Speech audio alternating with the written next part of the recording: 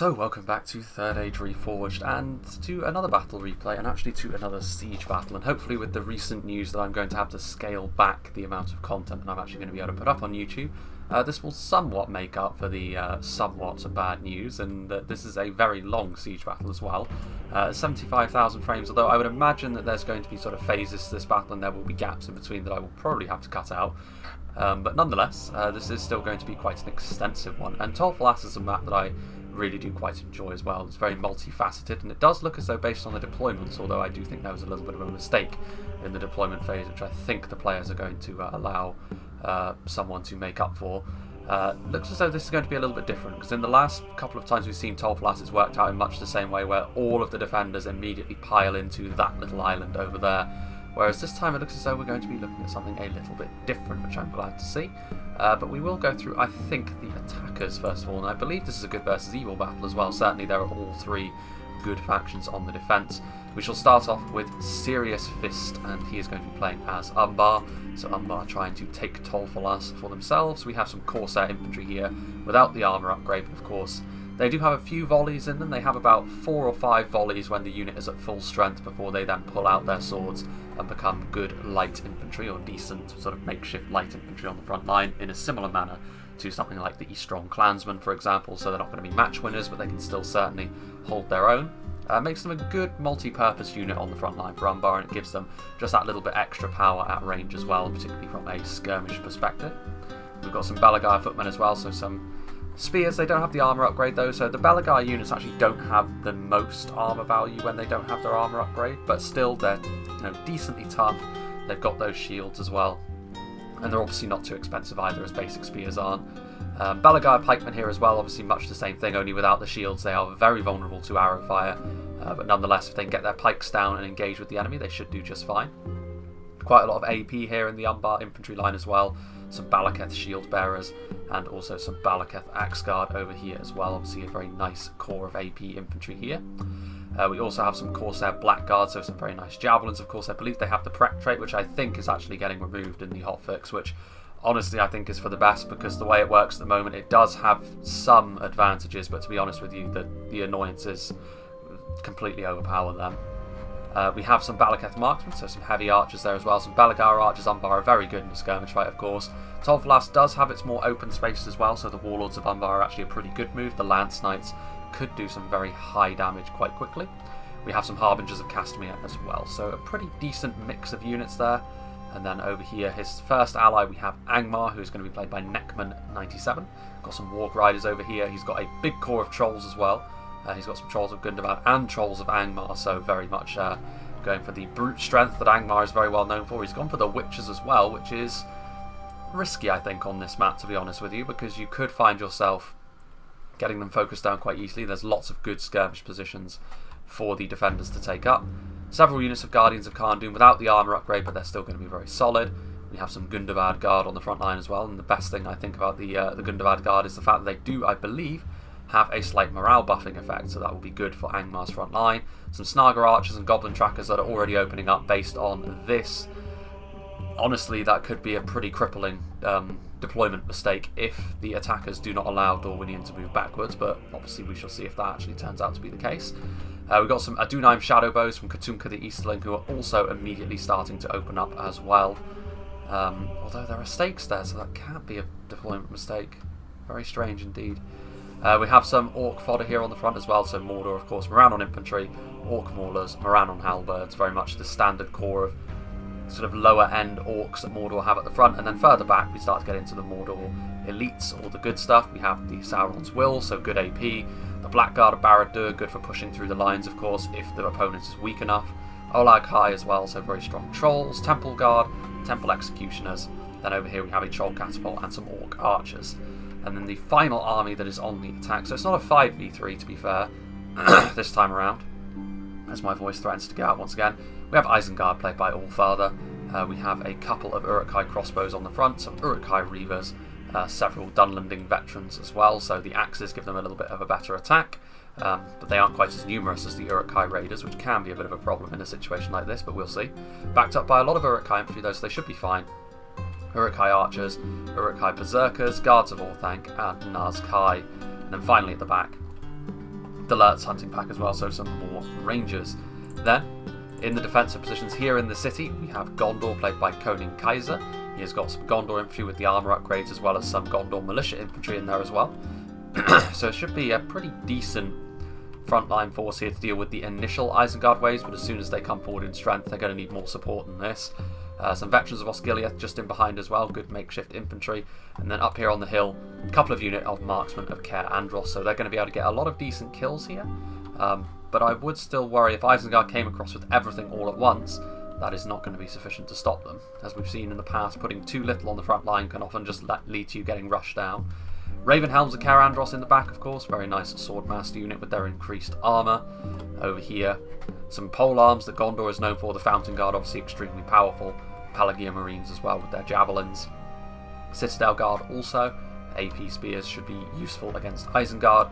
Warns of the White Tower, which is where the general's going to be. And then finally, a couple of units over here as well, of Axemen of Lasarnak with the armour upgrades. Also, the first level of armour upgrades at the very least. There might be a couple of other Gondorian units dotted around the place as well, but for the most part that is pretty much it. We'll move on to the army in the middle, who find themselves hideously exposed. I do hope that this was a mistake and not intentional, because this is one of the worst ideas I've ever seen. Sort of deploying right into the teeth of what will be 3 armies, and not even with your full force either. We have Ying, Toaster Chan. I hope that they are going to pull back, we shall see. Elvelyn marksmen here on the front with some Elvelyn hammer guard in reserve, some Morroquendi bows, and some Elvelyn marksmen, lots of Morroquendi pikes who are about to get themselves ripped to pieces by archers, Elvelyn Vanguard, and some Morroquendi glaive masts as well. So some elite infantry, they really need to get out of there. It's going to go very, very poorly for them if they don't. And there are actually units back here as well, leading me to believe that it wasn't entirely intentional. Elvelyn infantry in force as well, so several units of Elvelyn infantry. And then the final army we have on display is going to be Lango, who sent me the battle replay, who's going to be playing as Arthedain. So Kingdoms of Men on the defence with a bit of an Elven flavour in Dorwinion. Arthedain man-at-arms with the first level of armour upgrade, and some with the full armour upgrades as well. Arthedain pikemen are in there, also obviously a mainstay in the Arthedain force. We also have more men-at-arms in there. We have some Dunedain peacekeepers with the armour upgrade. Very good offensive line infantry with those axes that they wield. More men-at-arms, some dismounted Fornos to Rain Knights as well, which are another very strong swordmaster unit along the same sort of lines as the Ravenhelms from Gondor. Up on this hill over here, we have the Arthedain marksmen. It pleases me that this side of the map is going to get some use by the looks of things in this battle, because very often we see the defenders just completely abandon everything and go back to the city, which makes it doesn't really show off the map in its entirety, which is always a shame. But this time, looks like that isn't going to be the case. Wardens of the North, Fornos to Rain defenders, and then some Enumenos Gate guards backed up by some Evendim archers, some Dunedain rangers, and then at the top of the hill, some dismounted knights of Enumenos. But without further ado, let's see what Dorwinian's fate is going to be here, because they need to get out of here. I mean, if there is any sense of sporting nature to the attackers, they will let Dorwinian leave. I know it's a bit of a mistake, but sometimes there is a glitch that happens where you can suffer that, and unfortunately it does look as though the attackers are going to try and punish Dorwinian for this, which I think is a bit of a shame personally. I would have let them get out. There is several losses that they've already taken from their Elvelyn units and their Kelduin River Patrol, which revealed themselves. Several units of Erinvorn Axemen also popping up out of nowhere, but I mean, to an extent, I suppose it's understandable that they get a few volleys off, but I do think it's a little bit unsporting of them to do so. They may have just been on fire at will, but I would imagine there was sort of words exchanged in the deployment phase, like, "Oh, well, I accidentally deployed before I was ready. Can you give me a bit of breathing space?" Yeah, and I think maybe the attackers pulled a bit of a fast one there by getting a few volleys into Dorwinian for free. But we shall see if they are ultimately punished for that in the long run in this game. But I think I will make a little bit of a cut now, of course, because now Dorwinian are going to be able to move backwards into a more defensive position. And of course the attackers will have to sort of wait and gather their forces into a clenched fist, as it were, so that they can really start to damage the defences. So I'll make a cut until the battle begins in earnest. So here we are as we get underway. Isengard have made their way across the bridges in the vanguard, and they are going to be trying to force some of Gondor's unshielded units to retreat, and they are going to have some success here as the Axemen of Lasarnak scurry away. And the Axemen of Lasarnak were right here supporting, or ready to support, the Gondor Militia Infantry, because the Olag High are around here somewhere as well. In fact, there they are, including the Nazgul from Katunkar as well. And one unit of Olag High will be able to tear their way through a unit of Gondor Militia Infantry without support very, very quickly. So it is... Gondor need to be careful here, because ultimately the goal of the Orcs here is going to be to try and deny support to this front line over here as best they can with their ranged units by sort of making Gondor panic a little bit and retreat their units a little bit too far away. And then they'll be able to crash forward with numbers, but of course they do need to get some more numbers across the bridges before they're able to do that. Some Orc archers heading across here, and they are actually under fire now by the looks of things from the Caer Andros marksmen, although the Caer Andros marksmen would probably be best off saving their ammunition for something a little bit more substantial. It does look as though Isengard are getting ready to move forwards as well. Meanwhile, in the middle, Dorwinion have managed to dig into a very defensive position, getting onto those bridges, getting their archers into position, and forming up the position which we're perhaps most used to seeing in TOL FALAS, this sort of river area. It's difficult to get medieval 2 units across bridges, so it becomes a very useful defensive point for the defenders to try and gather around, which is often why all of the defensive armies will try and sort of deploy on that side of the bridges and defend this hill over here. I'm glad that Arthedain isn't doing that and is making use of this side of the map as well, though. You can see the Arthedain marksmen starting to open up, and they do have the armour upgrades, so that does make them pretty tanky themselves. Still not quite as tanky as the Alvalin marksmen they're going to be fighting alongside, but still, both Dorwinion and Arthedain together are going to be more than sufficient, you would imagine, to defeat the Angmar skirmishers in particular. Umbar may be able to give them a little bit more of a contest, but certainly I think from an archer's perspective, the defenders should be just fine over here. The question is whether or not, when the skirmish phase is over, whether they have the infantry strength to withstand a full push from both Angmar and Umbar, two very, very powerful infantry factions, as we've mentioned in the past. Over here, meanwhile, looks as though the attackers have certainly got this fight started in the manner that they would have wanted. The Uruk-hai archers starting to fire into the defensive positions. I think trying to go after the Pelagia Marines. I can't imagine they'd be willingly targeting the Citadel Guard. They may be an elite unit, but good armour, good shields. It's going to be very, very difficult for a unit of basic archers like that to kill them off. But perhaps here... I thought the archers were more exposed than they were, but fortunately Isengard do have the Dunlending veterans on hand to defend the archers in melee, and the Dunlending veterans will also be significantly stronger in melee than the Gondor Militia Infantry, those axes affording them more attack. However, with the assistance of some fully upgraded Gondor infantry, this fight should flip back the other way, but I do feel as though this is going to become a contest of who is willing to commit more, who's willing to be brave in this situation. I think another unit of Gondor infantry would be very necessary, because the Nazgul are coming in here now, and the Nazgul in this sort of fight will be absolutely dominant, especially that now they're receiving some meat shield support in the shape of those Orc fodders, and they're coming into melee as well. And the Nazgul will be able to take a significant bite here. The archers, I think, are targeting down this unit of Gondor infantry at this point. Still some Citadel Guard also being targeted as well. Gondor infantry here ready to be committed in. I don't know if the defenders honestly saw those Nazgul moving in. It's possible that, very possible, they didn't. They're very difficult to spot. Even more so than the Witchers, because with the Witchers they have to sort of stay outside the melee fight, so you can often see them sticking out. But with the Nazgul, that is not really the case. They get stuck in as quickly as they possibly can, and then they can sort of disappear into the crowd. The Dunlending veterans have taken a fair amount of damage already, though, so the Gondor infantry proving themselves by far the superior line infantry unit here, as you would expect, especially with those armour upgrades. The veterans, of course, not AP, with their one-handed axes. Back over there we have the Orc fodder.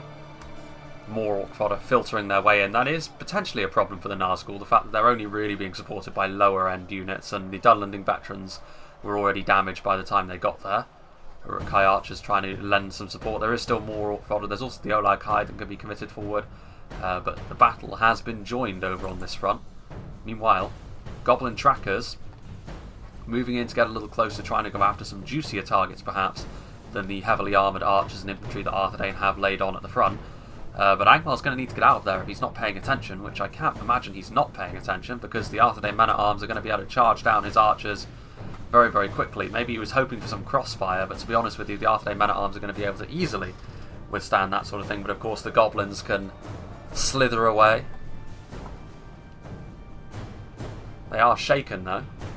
the Arthedain men-at-arms are going to have to retreat, and to be fair, now would be the ideal time to actually shoot them, because they're showing the goblins their backs, and that of course means that their shields are not going to come into the equation when they get hit. And I do believe that they are going to get some shots off. They are. So that should be enough to kill off a couple of unit models at the very least. They actually did turn around there to show their shields to the front, but I don't think it was in time, because that's far more corpses than you would expect from a front volley. The Goblin Band were also moving forward, getting ready to potentially lend their support. Belagair archers getting a few initial volleys off. Some Belagair footmen actually planning on crossing the bridges here. But yeah, I think, you know, trying to skirmish down and trying to wear down the defenders using your arrows like this isn't really going to yield too much in the way of results against units like Elven infantry. Fantastic shields, very high armour as well. And Belagair archers are ultimately not really designed to deal damage quickly. Corsair infantry, you know, very much the same sort of thing, only with even less ammunition, but you know, the idea is you get them into melee a little bit quicker. The pikes are over here. Dorwinion holding their nerve, not willing to open up with their archers just yet. But when they do, I imagine Umbar will really start to feel the pressure quite quickly. Arrows are one aspect of warfare that Dorwinion are very good at, especially in a grindier fight like this one is turning out to be on the front line here, with the Goblin Trackers continuing to try and wear Arthedain's side of the defence down. Meanwhile, Uruk-hai archers and Orc archers continuing to fire into the Gondorian front line. It does look as though more Gondorians were committed forward, including the Citadel Guardsmen. Another unit of Dunlanding veterans has come forward, as well as the other unit of Orc fodder, so more and more units are being committed to this frontline fight. You can see there the Nazgul are right at the heart of everything here. And the presence of the Nazgul is honestly why I believe the evil factions are in the ascendancy over on this side, because over a long period of time they will be able to do a lot of damage to these basic Gondorian units. The Citadel Guard are in here now, but even they won't be able to deal damage to the Nazgul all that quickly. Interestingly enough though, perhaps the defenders can take some comfort in the fact that these archers, they're honestly getting a decent amount of friendly fire by shooting at point blank like this as well. The accuracy of these lower tier archers is not brilliant, and so any arrows that go astray are actually hitting some of these evil forces in the back. And of course, when it comes to very lightly armoured troops like Orc fodder, that's pretty much a guaranteed kill. So friendly fire working in Gondor's favour here, but certainly the attrition is not. They're going to need even more reinforcements if they're going to hold on for much longer. Another unit of Gondor infantry certainly would not go amiss. More arrows are flowing in, and you know, they're trying to target now. I think, seeing that they're getting a bit too much friendly fire, they're going to go for a unit that's just in behind over here. I think as well, I heard the Snaga skirmishers are over here now, and you can see there that Gondor infantry starting to rout, very, very depleted, but more reinforcements are going to be needed, because the militia that's on the front line is also thinking about routing, and with that javelin support, the evil factions have definitely got a good thing going on here. What do we got here? Gondor infantry are there. There's Fountain Guard potentially on the way forward. I'm not sure I'd commit Fountain Guard just yet. They'd get hit by arrows on the approach, and then when they're on the front line, those javelins would certainly be trying to target down them. But they need to make a decision here, Gondor, because if they do nothing, this front line is going to fall apart, and it's going to fall apart without any of the really scary stuff from Mordor or Isengard actually being committed. So that's not good news for them. Gondor really needs to be having better engagements here against the lower tier aspects of Mordor and Isengard. Really the only upper tier unit that's been committed so far is the Nazgul. Meanwhile, the Belagair footmen getting over to the other side of the bridge, but as spearmen they are going to be at the mercy of the swordsmen that are the Elven infantry. Going to be a relatively easy job to hold this front line, definitely going in favour of Dorwinion this. There is going to be some support heading across the bridge though from the Belagair pikemen, but you can see there the Elven marksmen in a perfect position to shower arrows down upon them as they march across the bridge. That's going to make sure that they are very depleted by the time they get here. There's another Umbar force of Belagair pikemen heading across the bridge as well, but they're in even more trouble because they're under fire from the Morroquendi bows. And with their poison arrows, they are quite likely to rout before they ever actually get into melee, so things might not be going Gondor's way on the other side of the battlefield, but Dorwinion has certainly taken already a pretty hefty toll on Umbar's initial infantry forces here, and I think Serious Fist is realising the task that is upon him. And to be fair, I do feel as though Angmar and Umbar can actually get away with playing the long game over here, going for the skirmish heavy approach and waiting for the two armies of Isengard and Mordor to break through Gondor and take the city, and then maybe hit Dorwinion from behind, because It is going to be costly, I think, no matter what they try and do, to go sort of blow for blow with the two armies that they've got over here, Angmar and Umbar.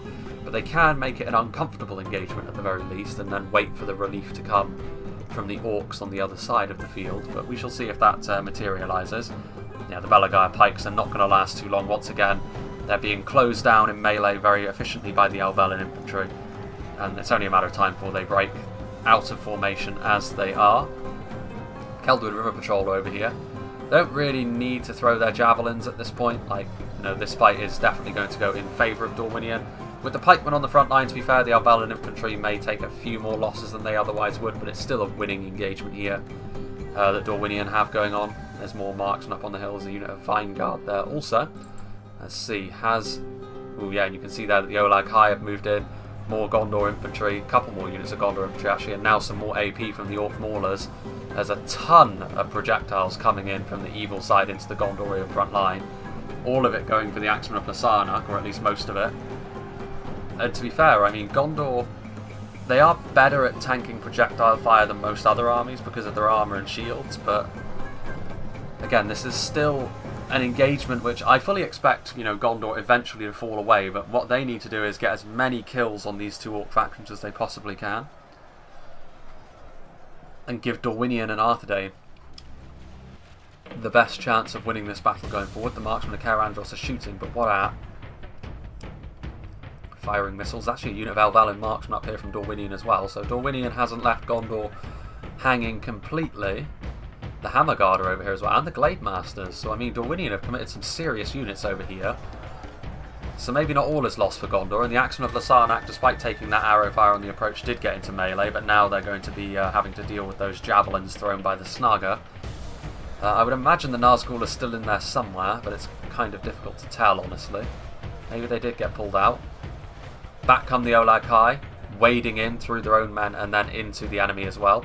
Pelagia Marines throwing their javelins, actually doing a lot of damage to the Orc forces. They're starting to waver a little bit.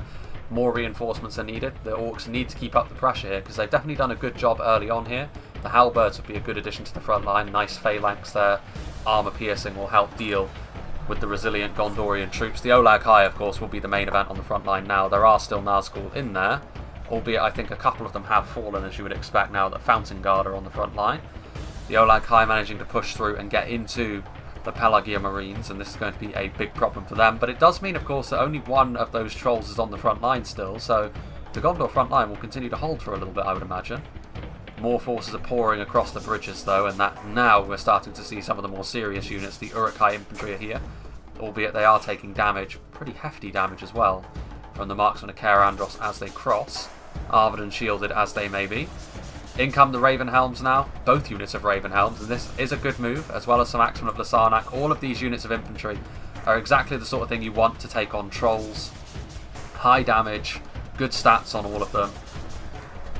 And the trolls are going to find themselves overwhelmed here. They will get a few kills on these units, but especially with the AP of the Axemen of Lasarnak here, they're going to be in massive, massive trouble, and the Olag High will be dealt with, so overall, Gondor have managed to make the best of this situation thus far. Looked a little bit ropey early on, but I'm glad that he committed forward more men here to really fight for this front line and force Mordor and Isengard to really work for this. No freebies being given here. Meanwhile, Umbar, you can see the Erenvorn Axemen have charged in to assist the Elven infantry because the Balaketh shield bearers came across, and with their armour-piercing maces, they're exactly the sort of thing the Elven infantry wouldn't like fighting without support, but fortunately with these chief axemen here in tow, and with the superior defensive position, Dorwinion should still be able to hold on to this. Albeit the Erenvorn axemen not exactly the last word in terms of quality, they should still be sufficient in this situation. Gondor militia infantry routing. Still a few units in reserve as well of Elven infantry. You can see down here in the initial farmlands on TOL FALAS, Angmar most certainly in control here now, but still taking a lot of fire on the approach from Arthedain. There's a lot of reinforcements back down here as well, Fornoster Rain Knights and Peacekeepers included, so any of these initial probing assaults here not likely to yield too much in the way of results. The Snaga Stalkers and the various Goblin units are probably going to bounce right off this infantry formation from Arthedain, the Arthedain Man-at-Arms. You know, there's nothing too special about them, but certainly with both levels of armour upgrade, they're going to be resilient enough to easily withstand lower end units like this, you would imagine. And even if they're not, the reinforcements are right there. So it's all good from an Arthedain perspective. The Arthedain pikemen are moving forward. Most of those are actually the Angmar skirmishers as well, so that sort of leads you to believe that running out of ammunition in their archers now are Angmar. Corsair infantry coming across here as well, perhaps deciding not to go across the bridges, seeing the fact that Umbar have already struggled mightily in getting across there, as was said previously. Maybe they're instead going to go for Arthedain's position up here on this hill. A little bit easier to make an assault on this, but there's too much in the way of a lower tier units over here, I think. They need something of a little bit more quality. The Barrow-wights could shamble their way onto the front lines and fill that role. But they really need to be careful here, because so much of their units are already wavering. And Arthedain's taking advantage of that by utilising Flaming Shot. Some crispy goblins here on the front line, and yeah, Arthedain's infantry and their pikemen forming up a classic phalanx, as you would expect from them, all armoured up as well. And that is a front line which is going to hold indefinitely against this kind of force. The Barrow-wights are shambling their way forward now, but a little bit too far behind the main force, and you can see there a very nice front line from Arthedain indeed. Dorwinion, meanwhile, still going to have to deal with those Balaketh shield bearers. The Adunheim shadow bows from Mordor are actually over here as well. What are they actually going after? I mean, the Elven infantry pulling back now. I mean, most of these Dorwinion units, though, to be honest, are heavily armoured and shielded enough that it doesn't really matter. The Kelduin River Patrol out of ammunition now, just committing themselves to melee, trying to finish off this Umbar assault once and for all, which has hung on for actually longer than I expected it to, but it is now certainly coming to the end. Meanwhile, Dorwinion does have a few more units heading back into this town over here to potentially help Gondor out, so perhaps Gondor is not just fighting a losing battle, and they are going to receive some support. Elven infantry from Dorwinion coming over here as Gondor continue to hold on. You can see a mass push was attempted over here by the Blackguard of Barad-dûr. The Uruk-hai infantry are also over here trying to lend their support. The Elven Hammerguard are in here as well, so certainly not pulling their punches here, the race of men. They are going to make Mordor and Isengard really go through the meat grinder here, as the Pelagia Marines back in position, only 38 of them. But those are 38 Javelin men who are going to be unleashing their payload into the backs of the Uruk-hai. Another unit of Dorwinion infantry coming over here as well. So this is good battlefield awareness, actually, I would say, from the Dorwinion player. Because they have managed to successfully see that their ally may have struggled without support, and they've sent over a lot of, good quality support as well. It wasn't just like a token unit saying, oh, well, I'll give you a unit of Erenvorn Axemen. No, he sent over Hammerguard, a couple of units of infantry, which, could end up costing them on the other side, to be fair, if Angmar and Umbar are really going hard on Arthedain. But over here, it's definitely proving to be a real problem for the attackers, because the attackers, their assault is in danger of falling apart completely. The Blackguard of Barad-dûr, their mass push, and that is the danger with a mass push. We've actually seen it fail more often than succeed in 0.97. And this is another example. They got very close to getting all the way through, but ultimately they weren't able to seal the deal, and they could end up paying for that most dearly in this fight, we shall see. Snaga skirmishers continuing to be a pain in the defender's neck, however. Some Morannon infantry moving forward, but in terms of quality, the Dorwinions' infantry is far greater than theirs. The Dorwinion Hammerguard fighting side by side with the Wardens of the White Tower also being committed. So this is a lot of really elite units, and I think now it's on the attackers. The attackers need to see what way the wind is blowing in this fight, and they need to commit forward some quality of their own. I'm talking Nazkai, the Guards of Orthanc, because there's a lot of AP coming forward, which is good, the Reavers, but if they commit all this forward without any sort of genuinely high tier support, units like the Hammerguard and the Wardens of the White Tower make such a good centre to a defensive line like this. And that's something which the Orcs don't have at the moment. They need to be brave with their elite units here in the same way that the defenders are being with theirs, because they're putting their elite units right on the front in harm's way, even though there are javelins right there. And ultimately that will end up making the difference in this infantry fight if they're not careful. Gondor still have units they can commit forward as well. Athelian Rangers are right there. Veterans of Osgiliath are good in melee. Elvelyn marksmen are on their way over. They still have some marksmen of Caer Andros who are good in melee also. We shall see. Meanwhile, over here, the Barrow-wights have now reached the front line, and in answer to that, the Dunedain Peacekeepers have also moved forward, pulling out their axes.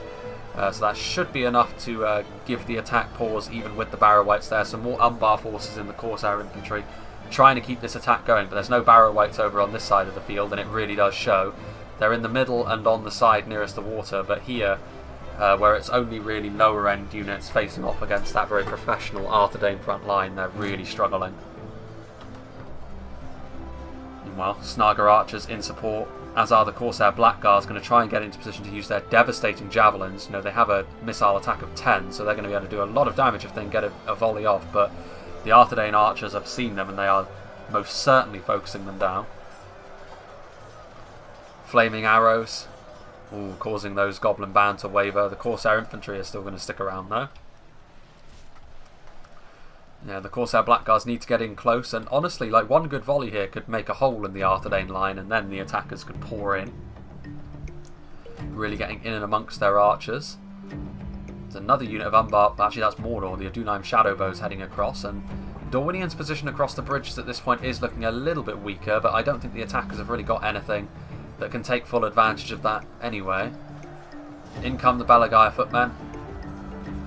Belagaia archers are also there. The Corsair Blackguards throw their javelins in, and they get a very nice volley there into the heart of the Arthedain pike line, causing them to immediately become shaken. And that, of course, with the prep trait, they've got the Corsair Blackguards are immediately going to charge into melee. They may still have ammunition, especially considering they've already taken losses.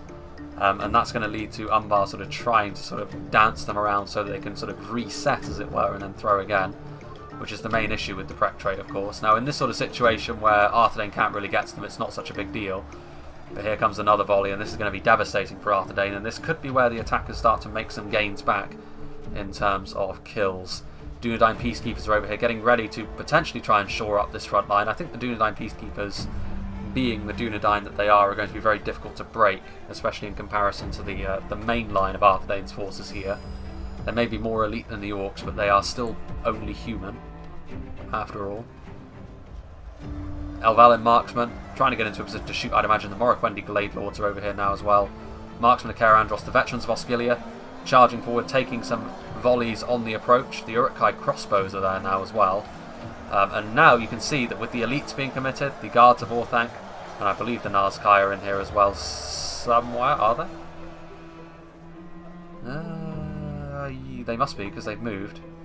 But with the Lurtz hunting pack and the Uruk-hai crossbowmen and the Temple Guard, all of the really serious, heavy-hitting skirmishers that both Isengard and Mordor can bring, suddenly this fight once again flips back the other way, and you'd have to say that now the Orcs look like they're in the ascendancy. All of that AP on the front lines, all of that skirmish support, and suddenly this front line looks a lot less secure than it was previously. The Veterans of Osgiliath may have dived right in here, but I don't think it's going to be enough. The Nazkai must... yeah, there they are. Look, Nazkai on the front line. Marksmen of Caer-Andros, as good as they are in melee for archers, going up against Nazkai, backed up by a full block of halberdiers. Probably not going to go too well for them. The Alvalin Marksmen are doing their best against all of these skirmishers the attackers are bringing to bear, but even they won't be able to withstand several volleys from Temple Guard and Uruk-hai crossbows. As thick as their armour may be, crossbow bolts and Temple Guard arrows will carve through that like a hot knife through butter. There's also the Lurtz hunting pack. I mean, they're multiple HP though, so I don't really think that they're going to do too much in the way of damage. Uruk-hai Berserkers now crossing the bridge, as well as the Temple Executioners, the unshielded units, and in the Berserkers' case, lightly armoured units, seeing now that Dorwinian and Gondor have very little in the way of skirmish support. So a very back and forth fight over here, but it is one that it looks as though the attackers are finally going to have victory in here. Yeah, more bolts flying in, doing damage. The Athelian Rangers are here, who, to be fair, I mean, Rangers in this sort of situation could do tons of damage. It's whether or not they can get a good shot, because they can't afford to go forwards any further to get that ideal shot, because otherwise the crossbows will rip them apart. It's a unit of Erinvorn Axemen coming over here now to potentially try and hold the line for just a little bit longer, but I don't think that'll be worth a great deal of time, if I'm being honest. Still some Gondorians left alive. Let's see here. Alvalin Marksmen are up here. We've got a fight on this bridge still. A little bit of a minor fight. The Adunheim Shadowbows should be able to finish off the Alvalin infantry. They've already seen a lot of battle, to be fair. And the Adunheim Shadowbows have actually got very nice armour for rangers as well, so they're quite resilient indeed. But that's always been a bit of a sideshow to the main event over here, because this is where the assault is happening. We have the Corsair Blackguard still trying to jink in and out, but now they are most certainly the focus of a lot of skirmishers. The Elven Marksmen and the Morroquendi Bows utilising their payloads to try and do some damage here. Arthedain, though, are going to struggle against this level of an assault. I mean, over here on this side, to be fair, there still isn't enough quality to really do enough damage. Well, I say that. With the Corsair Blackguards throwing their javelins in, there may be hope yet. But over on this side where the Barrow Wights are, Angmar are definitely having more success with the Umbar support that they've been given. But over on this side, with the Morroquendi Pikes working in conjunction with some of the more elite Arthedain infantry, like the Fornoster Rain Knights, things are looking pretty good over there. And there you can see there's a bit of a rout going on, so this could be a problem. The Warg Riders are going to try and get round the back, and they should be able to do that, to be honest with you. There's nothing really from stopping them doing this.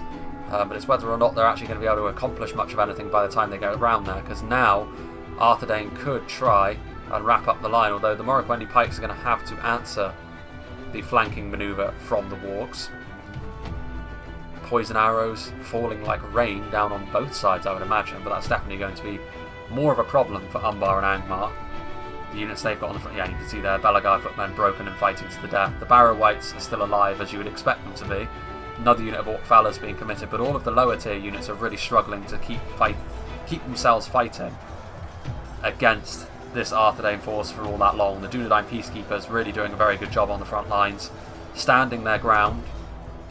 The Dunedain Courage coming into effect there.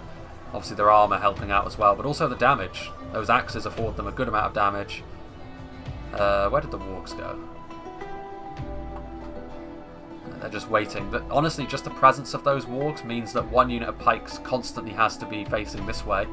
And if that's Morroquendi Pikes, that's a unit of Elven Pikemen, which is not pointing towards the heavy infantry. And now, Angmar is committing forward yet more stronger units. Guardians of Khan Doom and Gundabad Guard. So we'll see if they are able to continue to hold the line. Meanwhile here, you can see that Mordor and Isengard sweeping through the settlements at this point. A unit of Marksmen and Karandros being left as a rear guard, more out of necessity than anything else, to try and slow the progress of the Orcs as they move through the primary settlement on the islands. Ran on halberds. I mean, to be fair, it's been a very bloody fight on both sides. Both sides have taken huge losses over here, but of course, as you would expect, the Orcs are able to absorb these kind of losses more easily than the Kingdoms of Men. So you can say that this has certainly been a good victory here for the attackers. There goes the Gondorian general at the hands of the Temple Executioners, trying to save what they could. I think they did save. Yeah, they saved the Rangers, which is good. Body-piercing projectiles will be very useful moving into the final phases of this fight. The Morroquendi Blade Masters they also saved, and they're a very, very strong infantry unit indeed. So key targets have been saved. Obviously the Marksmen of Karandros won't remain standing here in this streak for long. But they have done what they needed to. Held their ground long enough to allow more of these units to escape. And we shall see a reversal from what we've seen the last couple of times on TOL FALAS. The attackers are going to be going through here and attacking up this way rather than down the hill. You can see Dorwinian, I think, are going to be trying to set up a front line. With Elven Marksmen, Vineguard and Infantry, and they also have the Glade Masters, although I'm not sure what the Glade Masters are doing going up there. They're going to isolate themselves. Unless they can get their infantry to follow them, get into heavily dug in position. There's some Erinvorn Axemen that are going to be able to escape as well. Every little helps. It looks as though, in fact, Dorwinian is going to make a mass exodus over to this side and maybe set themselves up on that hilltop, while Arthedain does the same over here. Yeah, you can see there Elven infantry moving off the front line. It definitely looks as though that's what has happened, as Arthedain don't have all that much left. The Wargs are charging in, albeit that was maybe a little bit gung-ho of them. They did manage to rout the pikemen, which is fortunate for them, because if those pikes stayed and fought, the Wargs could have been in real trouble there. You always take your life into your hands when you try and break pikes with a cavalry charge, because it can be done, but if you don't get the job done in a single charge, very quickly you'll live to regret your choice. And this is interesting now, because this battle is now, I think, going to be entirely decided by how well Dorwinian can hold up, because Arthedain have got their forces way over here. The remainder of their forces are nice phalanx here made up of gate guards, Fornos terrain defenders, lots of archers as well, including the Dunedain Rangers and the Wardens of the North. But I would imagine that it's going to be Dorwinion who will have to deal with this first of all. And I mean, if the attackers are wise, I would suggest they will probably need to attack Dorwinion first of all. And to be fair, Arthedain have also sent over a couple of units here, some battered pikemen, some slightly depleted dismounted Fornos terrain knights. Let's not forget as well that Gondor still have the Athelian Rangers, which could yet prove to be a very big deal. Marksman of Carandros running. The Erin Vaughan Axemen now going to be used as a rear guard instead to make sure that Isengard and Mordor cannot do their thing. And there you can see across the way the Troll Catapult from Cthulhu the Easterling. This is where the artillery is going to come into its own as well, because if Dorwinion intends to camp up on that hill, the Catapult will be just the thing to unlock that defence. Yeah, these Erin Vaughan Axemen are not going to stand for very long against Reavers and Guards of Orthanc, but they are at least going to delay these Isengard troops from moving forwards at speed, which will of course mean that all of these troops can get into a highly fortified position. And to be fair, if they do get right on top of the hill, the Catapult will have a bit of a job trying to get into a position where it can shoot effectively. But the first phase of the fight is done. The initial front lines have been broken by the attackers. Certainly over here the Gondorian army is now pretty much gone. They put up a good fight nonetheless. Some Marksmen of Carandros routing there, some more Fornos. There's the that's the same units, but the Arthedain forces are there. The Dunedain Shadowbows, I think, out of ammunition. There's the Warlords of Umbar crossing the bridges as well. More of the Umbar forces now finally able to cross these bridges without being peppered by the Dorwinian arrows. Elven infantry up on this hill as well. Finishing off what's left of this unit of Corsair Blackguards. A little skirmish here, a minor battle happening in the grand scheme of things. But still, if they did have any more ammunition, they will not be able to use it after this, albeit there are more Angmar reinforcements on the way. A column of Guardians of Khan Dûn and Gundabad Guard moving in to support. Marrow-wights and Orc Fellas as well. And it does look as though, to be fair, the attackers are going to focus down this defence first of all, and then of course you have that Arthedain last stand. Erin Vaughan Axemen, yet again trying to ensure that these units can try to escape. The Arthedain pikemen unfortunately are not going to be able to. Having said that, the dismounted Fornos terrain knights turning around. Uruk-hai Reavers facing off against the Erin Vaughan Axemen. They should have the advantage there with the support of those Guards of Orthanc. Yeah, this is a fight which again the attackers will like. They're going to be bleeding away more of this defensive manpower. And the defenders are going to struggle to recover from this sort of thing, far more so than the attackers. Uruk-hai Reavers over on this side are struggling though, understandably. The dismounted Fornos terrain knights are not to be taken lightly. The Erin Vaughan Axemen holding up quite well, all things considered. I mean, they are still going to lose, of course, but putting up a fight nonetheless. There go the Arthedain heavy swordsmen. I think seeing that they're not going to be able to save these pikes anymore, they're just going to leave them as a rearguard action as well. A lot of units have been left as rearguards at this point, and perhaps too many.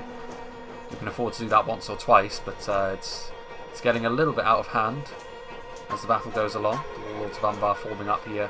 Elven infantry completely surrounded, about to take a charge from Balakath Axguard as well. So it's all over for them. A brave last stand for these fighting men from Dorwinion.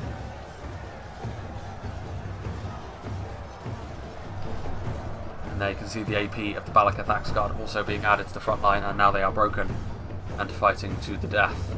So, the question remains, how will the attackers choose to try and take this hill?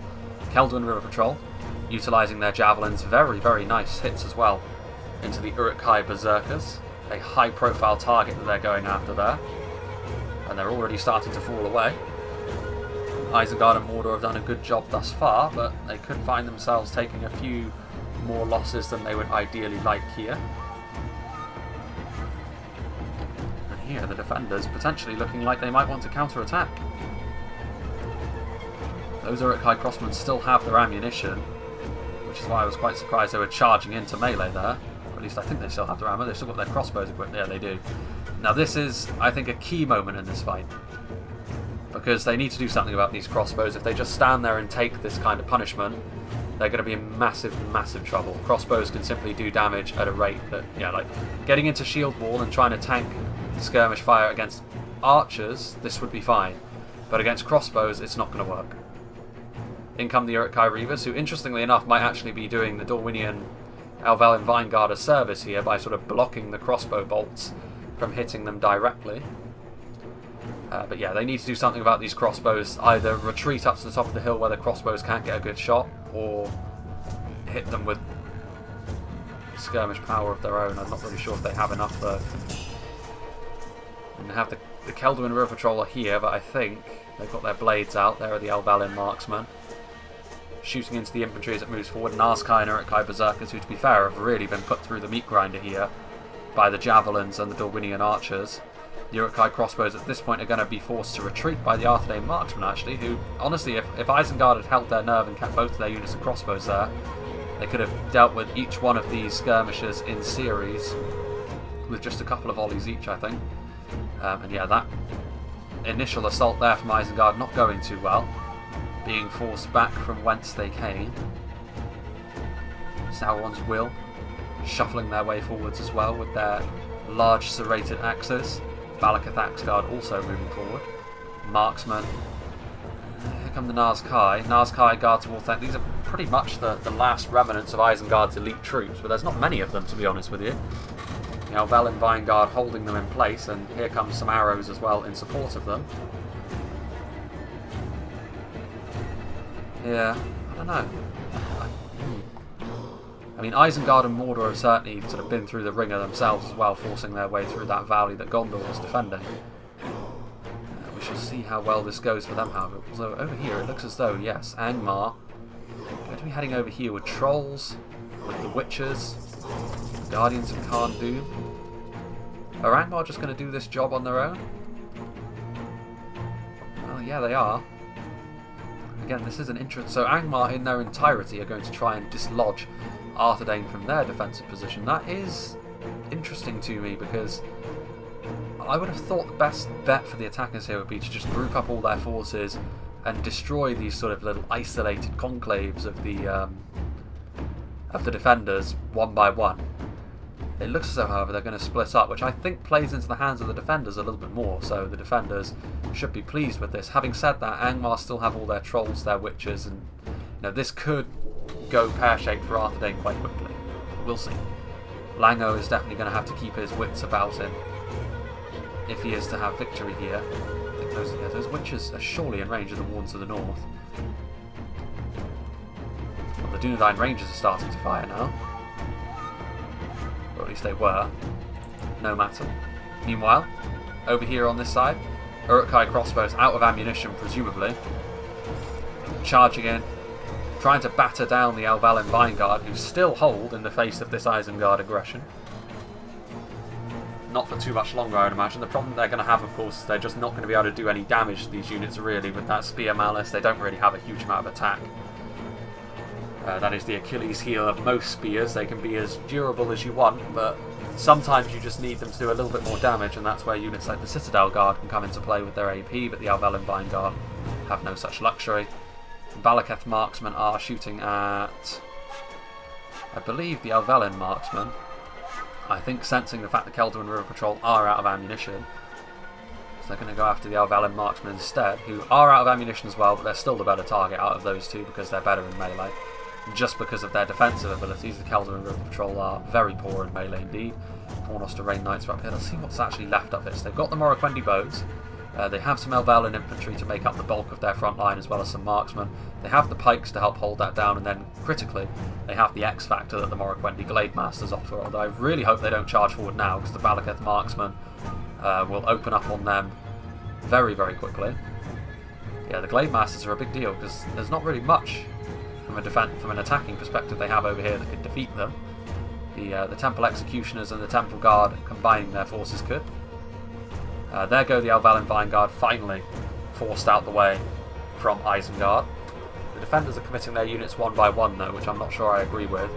Playing into the attacker's hand a little bit by bleeding away at their manpower, although I think what they're trying to do here is sort of chip away at the amount of ammunition the attackers have with these units which maybe aren't as important, leaving their units like Morroquendi pikes and glade masters to operate with impunity in the late game. Meanwhile, over here, I certainly hope that, I think, wasn't there 14 witches initially? And now there is only 13? I mean, I would assume that Lango is very much aware of the witch's presence. And he certainly has enough archers to deal damage to them quickly enough to kill them. He's got 2 militia archers, 1 ranger, and 1 AP archer. That should be more than enough to kill them quickly. The problem is then, the trolls are definitely going to be making a beeline for all these archers to try and cover them. Orc fellas are on their way over here. You can see there's still yet more and more Angmar forces moving over here. And that would be my primary concern moving here into the late game. I say late game, mid game in many ways.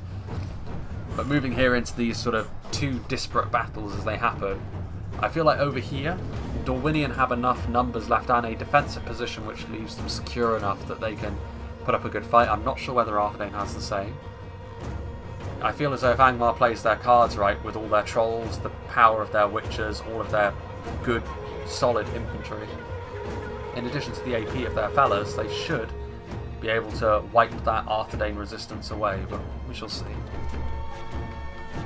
I've seen stranger things happen. Keldrin River Patrol, 2 units of them, almost with exactly the same amount of men left.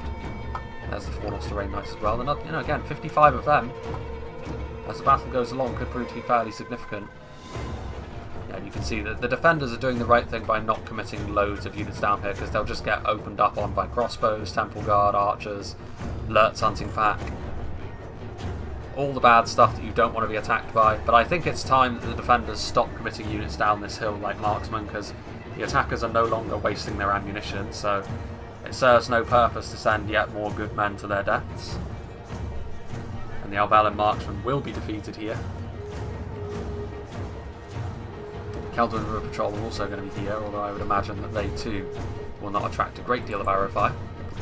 Meanwhile, Angmar still forming up their armies. The Barrow-wights are still very slowly making their way through the town, as they are wont to do. The Orc fellas also making their way through, and I think that's just about it from Angmar.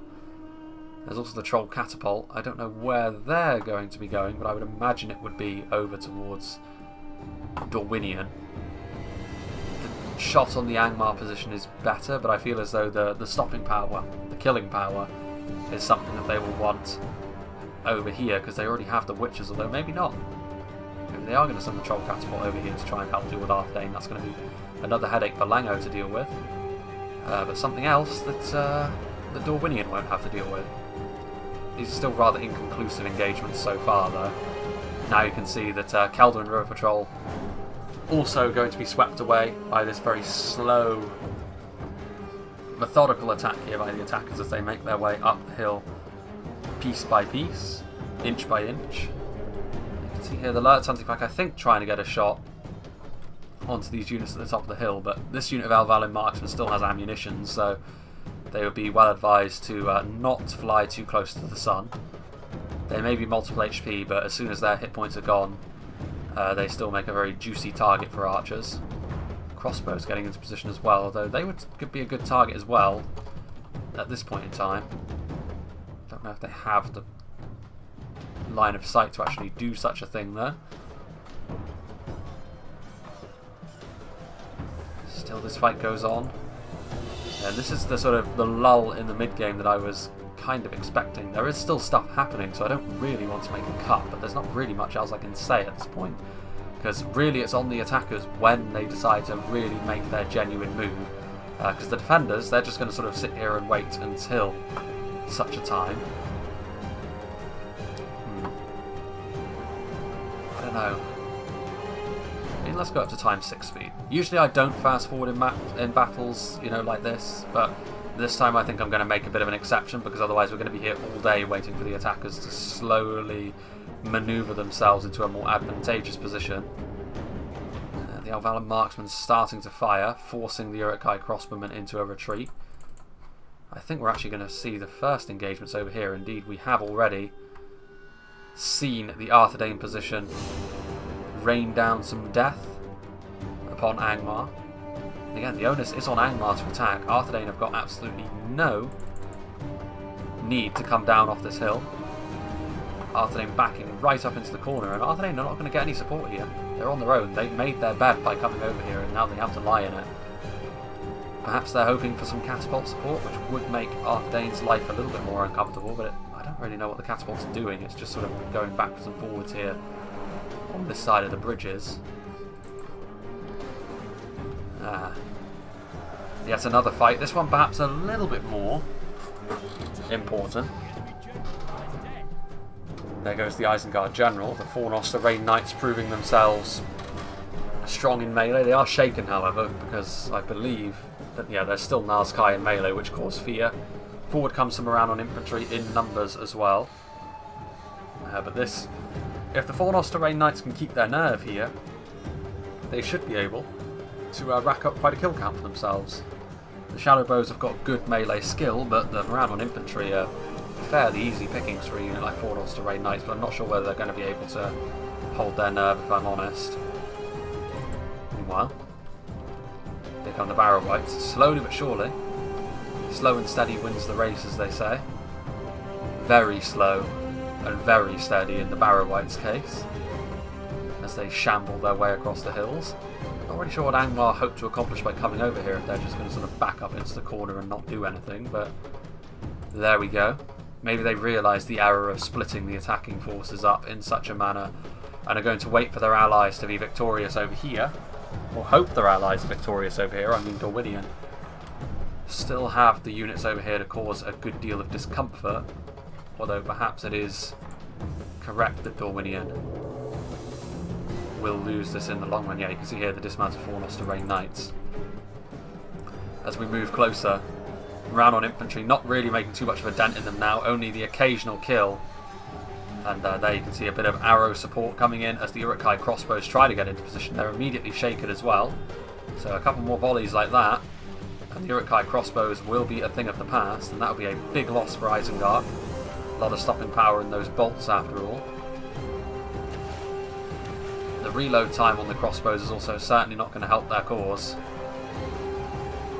And now they're honestly damaged enough to the point where they're not going to be able to do a ton of damage per volley. And I think, sensing that, Ulfard's going to try and get out of there, but not before taking yet another volley from the Elven marksman. And I think the attackers just need to realise at this point that the way they're going to win this is by just piling forwards and using their might, which, again, they would probably be in a better position to do if Angmar were over here also. These routing units, yes they are. Run for your lives, indeed. Right, what's this troll catapult doing? I think Katunka needs to make up his mind. I mean, at this point, I'd honestly send it over to Arthedain if this is what's going to be happening. Because Arthedain are more out in the open than Dorwinion. Dorwinion have positioned themselves in such a way that makes the... It's actually very good positioning from Dorwinion, I'll say, because it makes it very difficult for the attackers to use their skirmishes, which was so effective down in the valley against the majority Gondorian force. But Dorwinion is not allowing them to do that, which is good.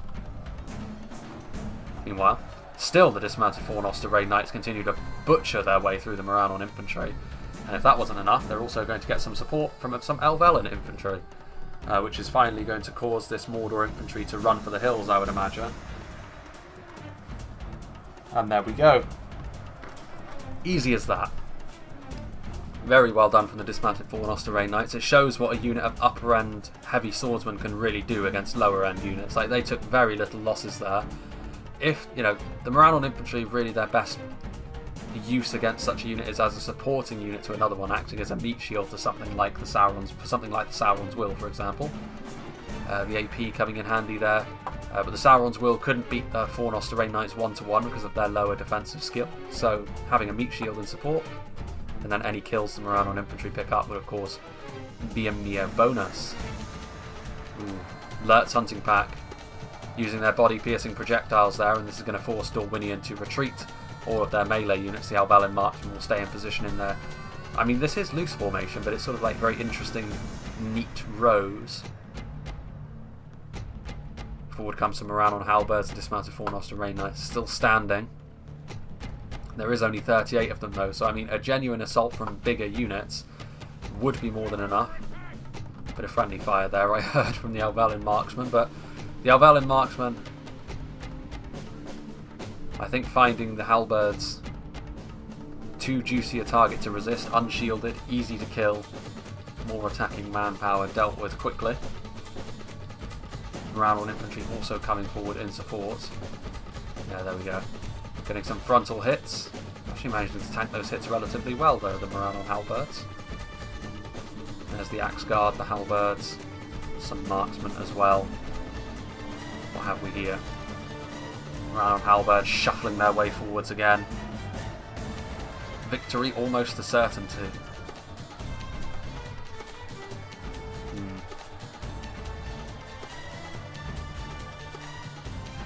Well, I mean, again though, these are only Marauder units. I mean, with the support of the halberds, the Fornost Knights will probably start to struggle against the phalanx formation without any sort of support. This is a risky move actually by the looks of things from Dorwinian. Moving down their pikes, this will probably be enough to get the attention of the hunting pack and the crossbows, potentially even the temple guard wherever they may be.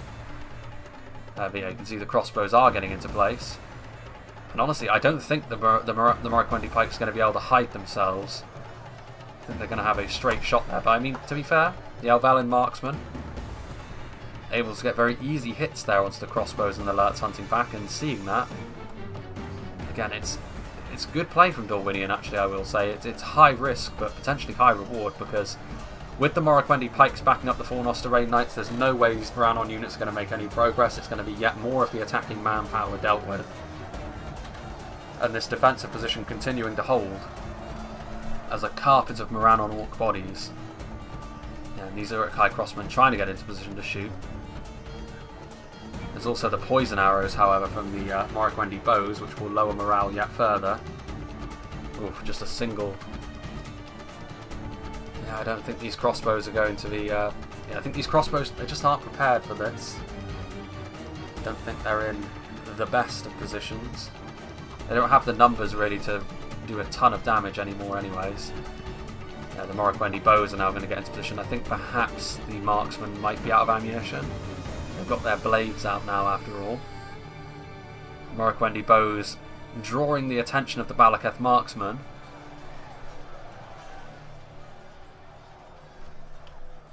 Here comes the poison arrows. This should be enough, I would imagine, to break these Uruk-hai crossbowmen. Yeah, they're wavering now. Those poison arrows, but you can see there, they were just waiting for this, the attackers. A worthy target for them to go after with the bulk of their archers. The Balaketh marksmen now firing into the Morroquendi bows, doing a lot of damage to them. Another volley from the Morroquendi bows would probably be enough to finish the Uruk-hai crossbowmen, and sadly enough, Morroquendi bows lose their bottle. They lose their nerve, and this is going to allow these 8 crossbowmen to continually chip away at the Morroquendi pikes, and small margins like this could be how this battle is ultimately decided. I would have kept, with the losses they'd already taken, I would have kept my Morroquendi bows there for just one more volley to see if I could break the Uruk-hai crossbowmen. Because as I've said before, crossbows are so deadly. So much stopping power on them, and you can't afford to let these 8 just slowly wear down your front line. I think these Elven marksmen who are out of ammunition are going to be committed to the front as well. More for manpower's sake than anything else. Their armour acting as a makeshift shield wall. But still on this front line you can see there's only 16 dismounted Fornost Knights left, but these Morroquendi pikes continuing to grind up these Marauder orcs. Still those Glade Masters left to commit as well. Forward come the Elven marksmen going after the crossbows, I think. They're going to get there as well. Not only that, but several of them are also going to cause the Marauder front line to break. How much manpower do the attackers have left over here, really? Because my question would be, when they decide to go all in, they have Harbingers, they have Temple Executioners. I think they have the strength just about to get this over the line, but they're not going to have much left after this. And I think Angmar is hoping for a little bit more support on the other side to help take the hill that Arthedain have occupied. And now you can see they're immediately going to retreat after forcing yet more of Mordor's forces to quit the field unceremoniously. Malekith marksmen continuing to fire at them on the retreat. Yeah, they have the Lurtz hunting pack as well. I would still give the attackers the advantage over here, but Dorwinion can certainly make their lives a bit of a misery. Here come the Temple Guard moving forward, presumably out of ammunition, but that's a serious committal of a unit. Looks like the dismounted Fornost Array Knights, who have held their ground here in this position for quite a long time, finally are going to be brought low, and it's going to be by Morannon Orcs. They've killed a lot of them in this battle so far, but finally I think this unit of Halberdiers is going to be their end.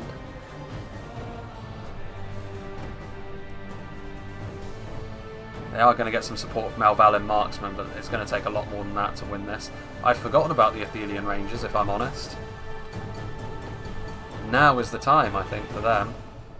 Because if they wait too long, they're not going to have the ability to really do much of anything. The Morroquendi Pikes are coming in. The Morroquendi Bows are also going to offer their support. What else have they got left over here? Some infantry, Glade Masters and infantry. And another unit of pikes. So yeah, I mean, there's still a lot up here, to be fair. What do the Athelian Rangers want to do? The poison arrows being loosed. And again, these poison arrows could be fairly key, because it could cause some of these lower tier meat shield type units like the Morannon Halberds to rout before their time, and that would give Dorwinion a massive leg up in this fight. I like the way Dorwinion have played, in spite of the initial faux pas with their deployment. In spite of the fact that the attackers didn't allow them to escape unscathed, getting a few cheeky volleys off into units like Kelderwind River Patrol, they've managed to make up for that so far in this fight with some savvy defensive play. And they're the Morroquendi Pikes in formation. I do like the way that their weaponry, their glaives, is almost like thorny vines. Like, you can see that sort of aesthetic going on. And I like that. It's very thematic, considering Dorwinion are obviously a faction there where there's like nothing known really about them. With the Morroquendi Pikes in the front line, I don't know. I think this is still a problem for them. I mean, it's going to be a long and arduous fight, but I think finally the attackers are going to start to make some headway here. Because it's just Elvalin marksmen and Morroquendi Pikes on the front line at this point, and the marksmen are going to be no match for all the AP that is being brought to bear, and the Pikes, without any sort of support, are going to be struggling mightily. I wonder what the Gondorian player is doing here. I wonder if he has crashed. Because his Rangers are just sort of sat here taking slow damage. No, he is. He's going to leave. That's good. I was worried, thanks. He was just sort of standing there waiting for the crossbows to slowly kill his Rangers. Which would have been a real shame, because those Athelian Rangers could still be a big difference maker in this fight with the damage they can do as quickly as Rangers are often able. My question would be, how are they going to get into a position to use their Rangers here, though? If we have a look, like the hill is actually slightly against Dorwinion over on this side, which I guess is not the worst thing. The Rangers still get a clean shot in that eventuality. ×2 speed, I think, as we motor our way through this section of the battlefield, because it's going to take quite some time to wear down Dorwinion, as you would often expect, especially with those pikes on the front line. The Morroquendi Bows are back once again, but they're not going to be able to get into position without getting shot. And it's Lurtz hunting pack as well, so it's body-piercing arrows, extra deadly. How many losses are the attackers going to take on the way through here? Morannon Halberds continuing to do their thing on the front line, acting as the phalanx in the middle. The Balaketh marksmen, who are out of ammunition. They are better in melee as well than the Elvalin marksmen. The shields also help them a little bit. Tanking arrow fire, should the Morroquendi Bows come back once again, which they are, but I don't really know what they hope to accomplish here. Because immediately the Lurtz hunting pack are going to see them, although having said that, some nice volleys here from the Morroquendi Bows, a nice stream of poison arrows going into the Lurtz hunting pack. But when it comes to a pure skirmish fight, considering the positions, the Lurtz hunting pack with their body-piercing projectiles should...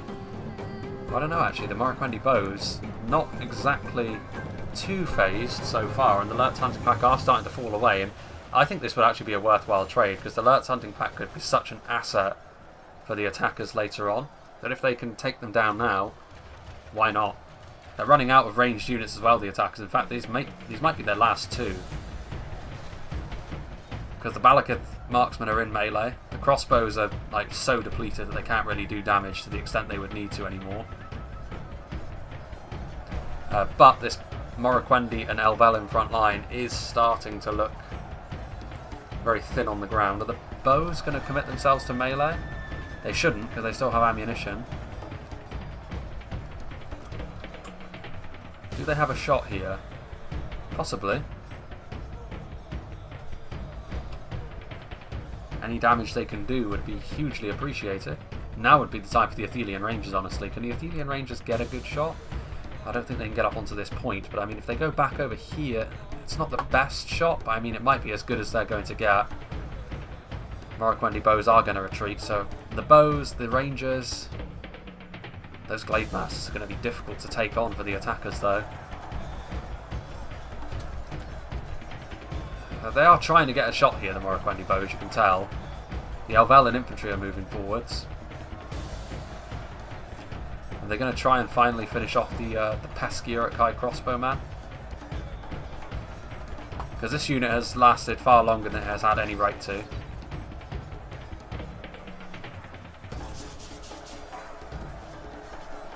They are firing. Go on, you know you want to. Kill them. Kill them now. No, they're trying to shoot the infantry, which is technically the smart thing to do, but they just don't have the angle. This is where the hill is actually working against them. There's not many Morroquendi pikes left. I don't really see the point in committing forward this solitary unit of Elven infantry. It's not going to be damaging enough to really make too much of a difference on this front line. Let's motor through this at ×2 speed, I think. I think the bows are finally going to retreat at this point. There's another flag cresting the hill. It's the Glaive Masters. They need to be careful. They really don't want to be losing any unit models to those 6 crossbowmen if they can help it. Ah, they do have a shot on something at the very least. And with those poison arrows, they may be able to force the Balakith marksman to rout, which would be better than nothing. Again, like I said, it's not an ideal shot, but it's a shot nonetheless. And they need to do something to try and keep this front line in order, because at this point the Elven infantry is really all that's holding it together. There's not enough in the way of pikes, only 8 of them. And as resilient as the Elven infantry can be, I don't really fancy their chances in the long run here, but the attackers are struggling here, I think. Like, they are not... if they win, it'll be a very messy victory against Orwinian. And they're not really going to have as many reinforcements as I'm sure Angmar was hoping for on the other side. Now this is a pretty significant addition to the front line. The Umbar crossbows are coming forward, which I don't think they wanted to commit while there was still this going on, but you can see immediately the glass cannons that the Corsair crossbows are immediately taking some severe losses at the hands of the Morroquendi bows. The poison arrows colliding with them. As good as the stopping power on the Corsair crossbows is, I really don't fancy their chances in a skirmish fight with Elven arrows. Ah, here comes the Athelian Rangers as well. No rest for the weary. So here we go, the Gondorians. They've been waiting for an opportunity. And here we go, they're going to rip through. They're only going to get one volley off, but it's going to be a significant one. As you can see, the numbers in the Corsair crossbow unit there tumbling rapidly. Morroquendi bows also in position. This front line continues to hold just about. The Elven infantry proving their resilience. But again, killing power is going to be their problem here. They're not going to be able to cut down these orcs and evil men quickly enough. Look at those Corsair crossbowmen there. Being sent packing by the final vestiges of Dorwinion and Gondor. Only 5 Uruk-hai crossbows remaining. Will the Athelian Rangers finally bring them down? They're still going after the Corsair crossbowmen. Look at those Corsair crossbowmen. They barely got 2 volleys off before being utterly vanquished. Lurt's hunting back being pulled off the front line at this point. Temple Guard, still 49 of them. They haven't taken many losses. To be fair though, a lot of the time they've been sort of stuck at the back behind the halberds. And it's only a matter of time here, you would imagine, before the Elven infantry does fall away. Very much a game of cat and mouse here with the skirmishes though, which amazingly this time has not worked out in favour of the attackers. Forward comes the Balakath Axeguard, I think finally trying to... Oh dear, oh dear. Taking a lot of damage on the approach there by the Athelian Rangers and the Morroquendi Bows. But they have managed to get there largely intact, and you would imagine this is finally going to be the nudge that was needed. But now, with such a thin allied line, they are free to shoot in there with their Athelian Rangers and do as much damage as they are able. We're actually well past the halfway point in this battle. As we have a look, the defenders are ahead by 6%, but as we've seen in this sort of battle before, it's the late game where the attackers do tend to pull it back, so it is still anyone's game. Very, very close indeed. The Elven infantry on the verge of being destroyed at this point, but the Morroquendi pikes are here. The Temple Guard trying to force their way through. There's another unit of Elven infantry right here. This is where the Athelian Rangers will earn their keep. Now they have the opportunity to do a lot of damage to the attackers on the approach.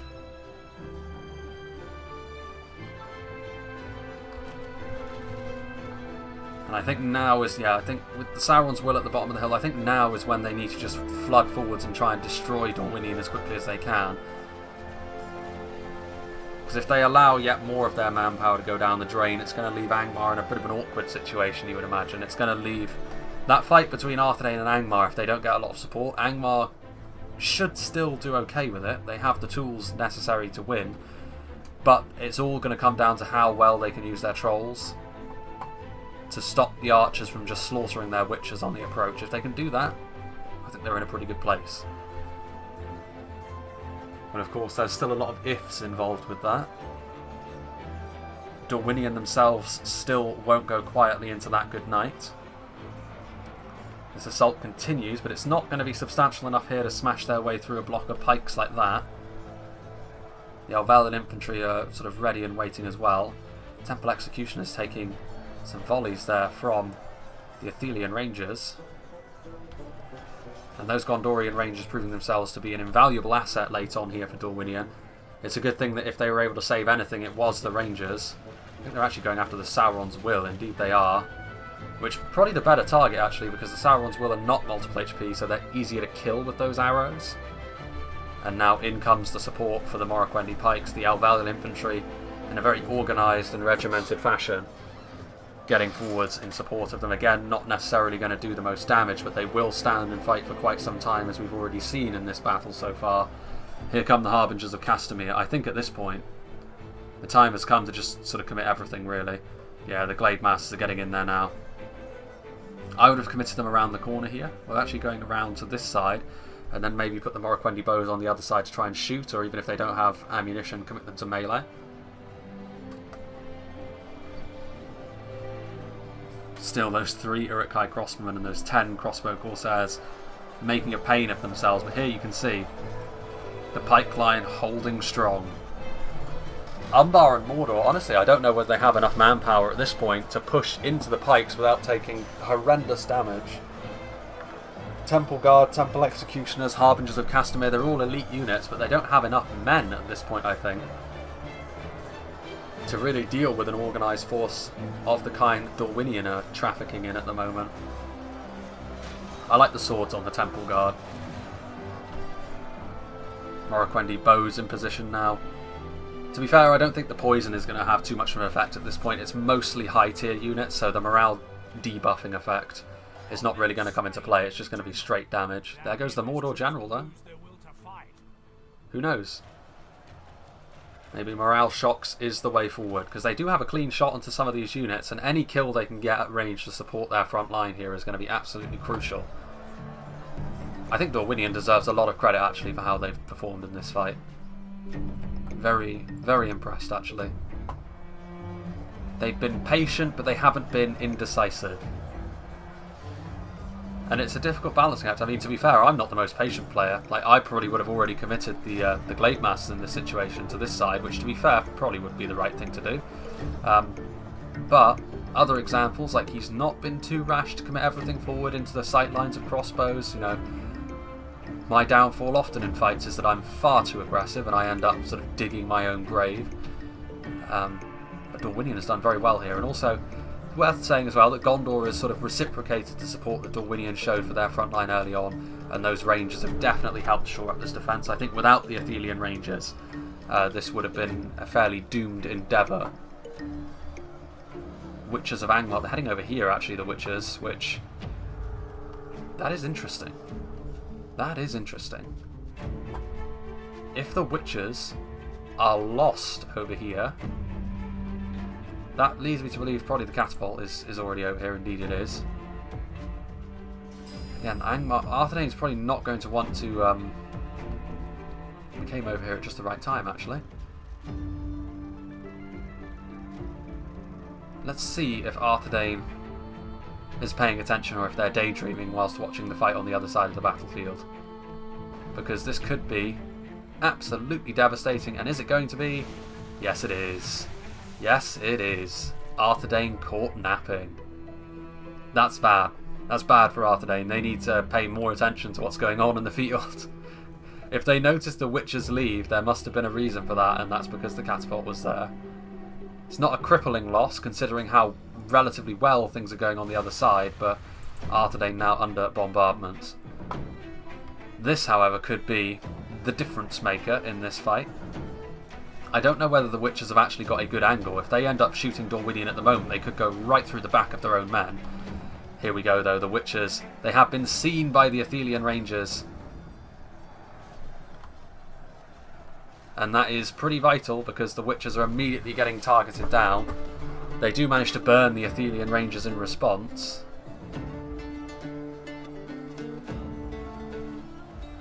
Pulling off the front line with a lot of their infantry. So this is going to be the end of Gondor. But honestly, the Witches don't have a huge amount of ammunition. Maybe a little bit too much at the moment. I would suggest maybe toning it down a little bit with the amount of damage they can do, especially with the reload speed they currently have, which I think is actually a mistake. But those Athelian Rangers, Gondor laying down their life in service of the cause. But this could end up tilting this fight just in favour of the attackers. Those Witches. Because at this point on the front line, if the Morroquendi pikes don't get any backup, which this is where I think Dorwinion are making maybe a little bit of an error. The Morroquendi bows, I think, out of ammunition. They pulled out their glaives. They're going to head into melee as well to try and support the Morroquendi pikes, but again, they're only Morroquendi bows. Heavy Elven archers though they may be. You can see there the catapult fire streaking into the hillside position in the background there, and actually that's a good point.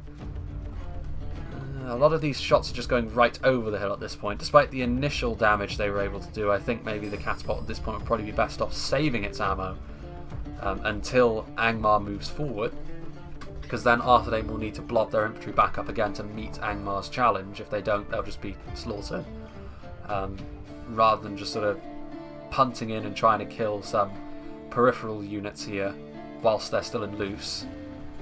So actually, despite the initial hits, Arthedain has actually responded to it in exactly the right way. There's the Morroquendi Glade Masters. Where are the Witches? There they are. I mean, they are in a position here where they're in real danger of grilling the back of their own men, so they need to be incredibly careful.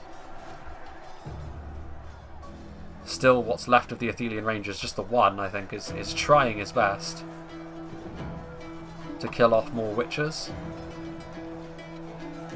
Morroquendi Glade Masters, they need to commit themselves to melee at this point, but yeah, it looks as though the attackers, with the addition of those Witches, are just about going to have their victory over on this side of the battlefield. Dorwinion fought hard, but in the end the Witches able to upset the balances. Yeah, and I think at this point Dorwinion sees they're just going to have to commit everything, get as many kills as they possibly can. In comes the Elven infantry and the Morroquendi Glade Masters. Defeat may seem certain, but they're certainly going to take a toll here, you would imagine, on what's left of the attackers on this side. The Witches still have ammo, though, which is fairly crucial. Some Angmar trolls as well. This, I think, is perhaps a problem with the Arthedain composition that they left over here, because at this point, Angmar over here has sent over a lot of support, and Arthedain has been unable to capitalise on that because the units they've got over here are so defensive in nature. So he's essentially just having to watch as his allies die, and he's not really able to do much in response. The trolls are pushing their way through. Trolls do need to be careful, however, because with Glade Masters on the front line, they could end up taking an awful lot of damage. I don't really know what the Trolls are trying to do here. Push through and then get a rear charge, perhaps? Dorwinian's still fighting hard. Have a look here at the percentage of kills. It has come back 1 percentage point back towards the attackers. And you have to remember as well that a lot of this percentage is made up of Arthedane's units, which, you know, men-at-arms, Elven archers. You know, what elites they have over here. Wardens of the North, Dismounted Knights of Illuminus, the Gate Guards as well, are technically a higher end unit, but nothing too special. So they may have more men left, but are they of higher quality? More of a percentage of men left anyway. They're still winning and continue to do their thing, and honestly, those Glade Masters, even with the support of these Trolls, the Trolls are getting into the backfield here. The Witchers, I think, will finally be able to put an end to this fight over here, and I think, perhaps sensing that, the Elven infantry is going to try and get away, although they'd be lucky not to rout. This is good awareness, though, from Dorwinian to try and stop those Witches from firing. The Elven infantry have been fortunate not to rout. Harbingers of Castamere are chasing after them. The Morroquendi Glade Masters, though, as units pull through them, have been doing a lot of damage to all of these things. It is ultimately going to be an attacker victory over here, but at what cost? At what cost? And the Witches are being hunted down ruthlessly. They're going to shoot at point-blank range, the Elven infantry. Again, I don't really like the fact that the Witches are able to do that. It's kind of a thing with all skirmishes, though. You can stand and shoot. But, I don't know. It's one of those things where I kind of feel as though the Witches should not be able to do it. If such a thing was possible, to prevent them from doing that, because otherwise you can just stand and shoot and anything that engages them in melee dies. It doesn't matter what it is, it will die. And I feel like that's a little bit unfortunate. I don't think the Witchers deserve some of the hate they get, but I can understand where people are coming from when they do something like that, because it just feels like bullshit. Not that it would have made a great deal of difference anyway. The Elven infantry may have been able to kill the Witchers, but I do feel as though if the Witchers go on to decide the battle on the other side against Arthedane, it doesn't sit right with me. It doesn't sit right. We shall see. But I'm certainly firmly in the camp rooting for the defenders at this point. As the Morroquendi Glade Masters make their final stand, it has been a bloody defence that Dorwinian and Gondor have put up over here, but finally the attackers are able to bring them down. Again, for the most part, it's just going to be Angmar versus Arthedane. Angmar are going to have a little bit of support from the dregs of Mordor, Isengard and Umbar, but not much. It's all going to come down to whether Arthedane can use their skirmishers, because they've got a very defensive composition. I'm not convinced they will be able to. If the attackers play their cards right, they should be able to shut them down. Our allies have fled the field like cowards. Like cowards? That's harsh on Dorwinian, I think, but victory for them finally over here, which I think will allow me to make a little bit of a cut, actually, as clearly the attackers are going to want to consolidate their forces over here before moving in on Arthedane over on this side of the map. So here we go, the final assault is about to begin, and we're actually in the final dying embers of this fight, which honestly I think is probably a bad sign as far as Arthedane is concerned, because I feel as though their army is far more likely to break than the attacking army at this point in time, especially seeing as how most of their power comes from their skirmishers. During the cut as well, there was a little bit more bombardment from the Troll Catapult, a few more men died, a few more valuable frontliners as well in the Arthedane Men-at-Arms and the Fornost Arraign Defenders. I just don't think they have the quality in terms of melee to stand up to the assault of the attackers anymore.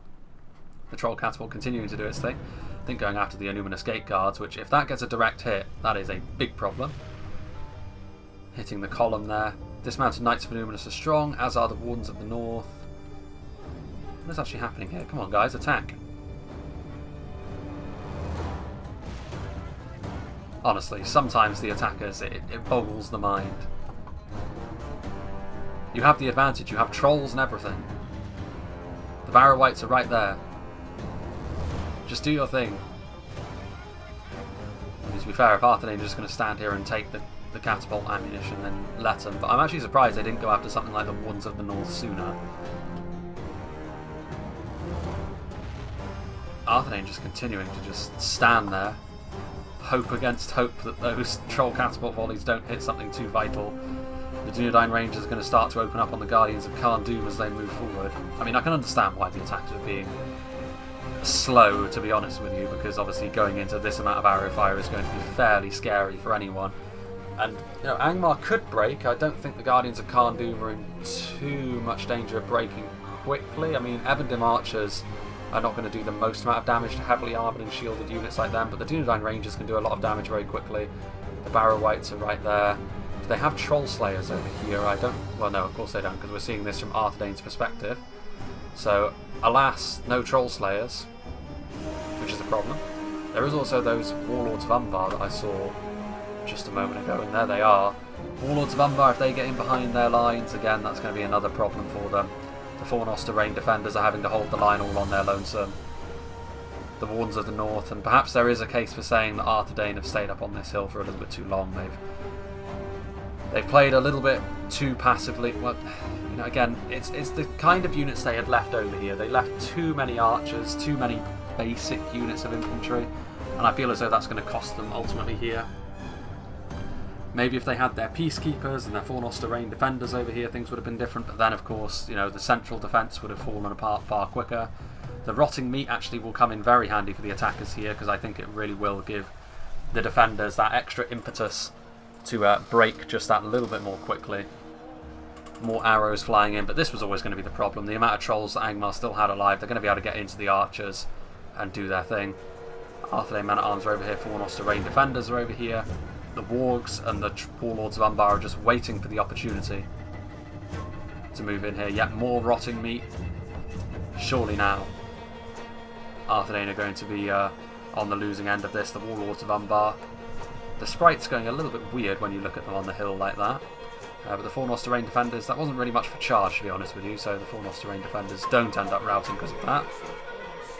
Dismounted Knights of Illuminus and the Wardens of the North, they're going to try and deal with the trolls as best as they are able, but the front line, of course, has been completely overrun at this point by the frontal assault from Angmar, and I do think Angmar actually deserves a lot of credit for their use of the Witches, because over on the other side of things, it was honestly looking like they were going to lose that fight to Dorwinion on top of the hill. But the addition of those Witches completely changed the outlook of that fight. And we're actually seeing a part of the map we've never seen before at this point, this little pathway on top of the hill, which I think you can go all the way along here, which would actually mean you can start firing at the attackers immediately from up here, which would be an interesting little thing to see on TOL FALAS in the future. But of course, at this point, Arthedain, I think it's kind of a pointless gesture at this point. They're going to need to turn their archers around as quickly as they're able and shoot as many of their volleys as they are able into them as they move forward. The Dismounted Knights of Illuminus are doing their best to hold on, forming up a bit of a rear guard action, and then the Illuminus Gate Guards are going to be on the front line also. But of course, the Catapult, out of ammunition. The Witchers may not be, though, that's the thing. They may have a couple of shots left in them. Gatunka still with a couple of units. Corsair Blackguards way back there. There are the Wardens of the North, caught behind enemy lines though, which is a tragic loss. The armour-piercing arrows may well have been enough to turn this fight around. I mean, to be fair, still, technically speaking, the defenders are ahead, but like I said, like most of that is bound up in units like Elven Archers, and with the Trolls able to just sort of force their way through, you'd imagine that things could... But again, the Rangers are in a good position here. Can Arthedain make the sacrifice of their allies on the other side of the battlefield worth it? It would be quite the comeback if they were able to be honest with you, but the Rangers are in such a good position here that they might well be able to do it. Admittedly, the Guardians of Khan Doom are quite resilient, even to ranger fire with those shields of theirs. But, having said that, I think the real question is whether Arthedain's front line can hang on against this kind of pressure. With the Illuminus Gate Guards, though, they do buff morale, so, and the Knights of Illuminus do so they're not going to actually rout the Arthedain front line in this situation. It's just going to be a case of killing them. Here comes the Troll Catapult crew, who are going to be used in much the same way as the Angmar Trolls. They're really going to try and stop those Rangers and Elven Archers from firing, because if they can do that, they should win through sheer strength of arms here. More Trolls. Just look at the amount of Trolls that are coming forward here. Harbingers of Castamere on the front line. Warlords is still there. Guardians of Kharndoom. Where be the Witchers? That's a Barrow White. The Witchers didn't all perish. What's this? That's a Blackguard. Because again, like if they were able to get a Witcher to just fire one streak of green fire, there goes the Arthedain General. That could be a fairly significant thing. There you can see they're starting to waver now as well. The loss of the General seems to be very profound actually in 0.97, far more than it has been in the past. And so often I've had elite units, when the General dies, they suddenly lose their bottle and just rout, which is disappointing in some ways. I feel as though, you know, that was where my infamous loss of my Arathirim came from, which I was extremely displeased with. But still, that's, I think the discussion about morale is perhaps for another time, because it hasn't really come into play just yet. There go the Evan Archers. Yeah, and I think ultimately it was a valiant effort, I think, from Arthedain here in the late game, but they didn't have the quality on this defensive position. I appreciate that Lango actually used this part of the map, but he didn't have the quality left over here to withstand a full assault from Angmar in this manner. Tried his best. He's still shooting with the Abadim Archers, trying to do what he can, but ultimately the Trolls, I think, were the thing which took the attackers over the line, because if they didn't have those Trolls, they wouldn't have been able to force their way through in the manner that they did, and it would have been a bloodbath at the hands of the Dunedain Rangers. But as it is, the Trolls of Gundabad, the Trolls of Angmar, and even the Catapult crew in melee were very useful for their mass. And there he gets clubbed to death, and now the Warg Riders are on their way up. Warlords of Umbar just sort of loitering. Also our Blackguards also. I mean, it's primarily Angmar forces that are left alive. There's a few dregs from other factions as well, some elites from Umbar. Very, very limited supply of units from Mordor.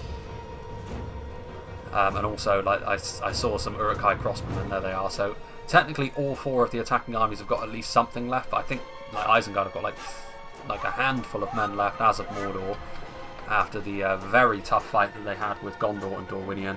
Umbar much the same, only of course they do have their cavalry, which hasn't really seen much in the way of action in this fight.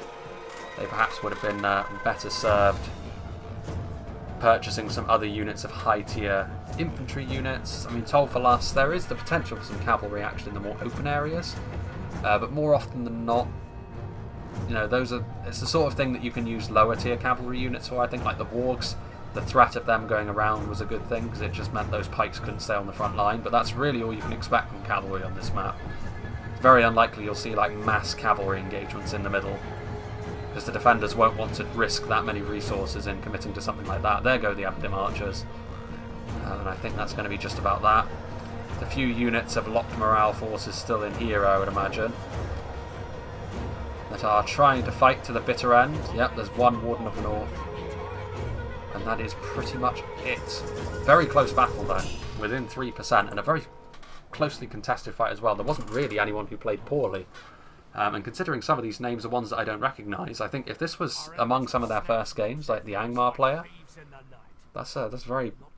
Like Angmar and Umbar, considering the situation they were faced with, having to go up against two armies here in the middle, I think they did very well.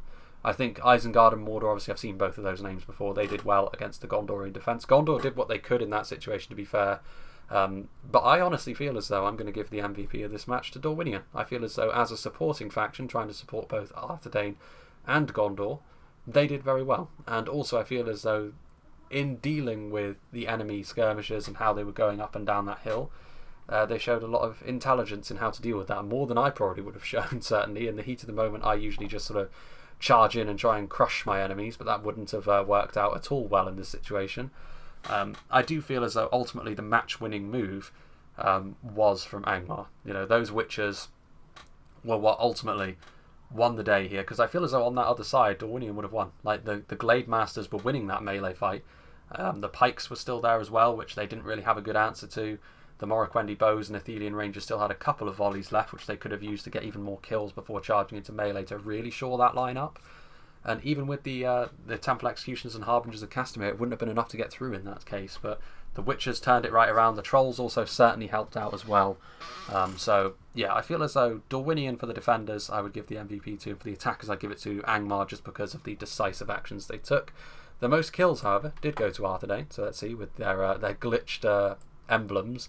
The most kills, the Peacekeepers, again, just showing what a powerhouse they can be in melee, especially against lower tier units with their additional attack that their axes give them.